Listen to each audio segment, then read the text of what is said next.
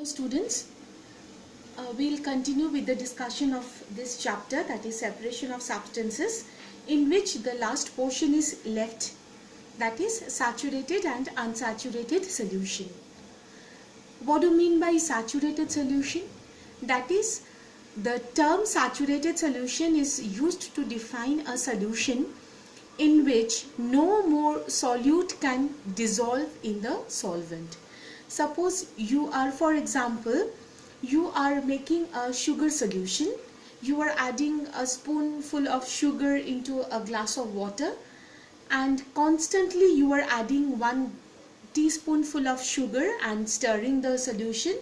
Ultimately, a time will come when no more sugar solution will be added or will be dissolved in the solution.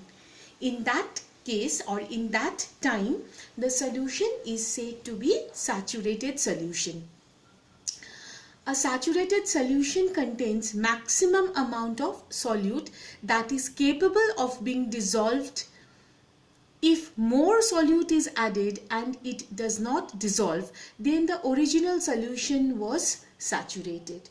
That is, there is a proof, that is how can you understand whether the saturation point has achieved. That is, you are constantly adding the solute. Here, as in example we had told about the sugar solution, you are constantly adding the sugar. Ultimately, a time will come when no more sugar solution can be added with the solution. So here another point is important, that is the amount of the solute in the saturated solution is maximum. Maximum means no more solute can be added with the solution. And here this solution is called as the saturated solution.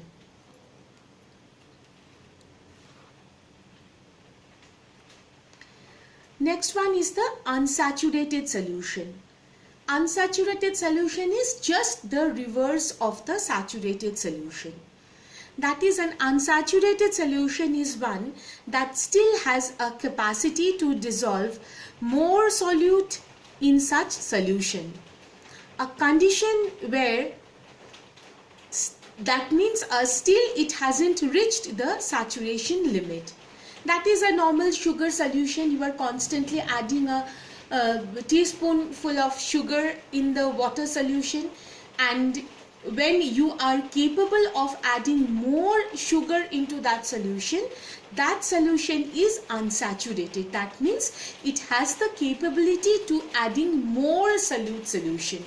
That means the solution hasn't reached its saturation point.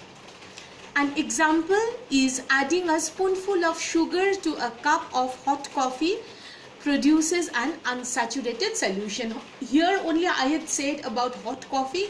We can say anything, that is even water, even milk. When you can add more sugar, that means the solution is unsaturated. That is, it hasn't reached the saturation level. So here in the picture also you can see it contains less the maximum amount. In saturated solution we had already said that the amount of solute is maximum. That means no more solute can be added. Here the amount of solute is not maximum because you can add more solute into it. So here is the difference between the saturated and the unsaturated solution.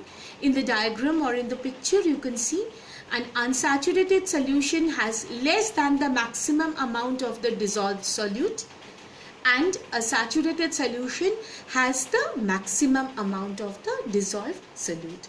So I think by this lecture it is clear what is saturated and unsaturated solution, and we are completing this chapter. I think by now you are quite clear about the different methods which are being used to separate the different substances. Thank you.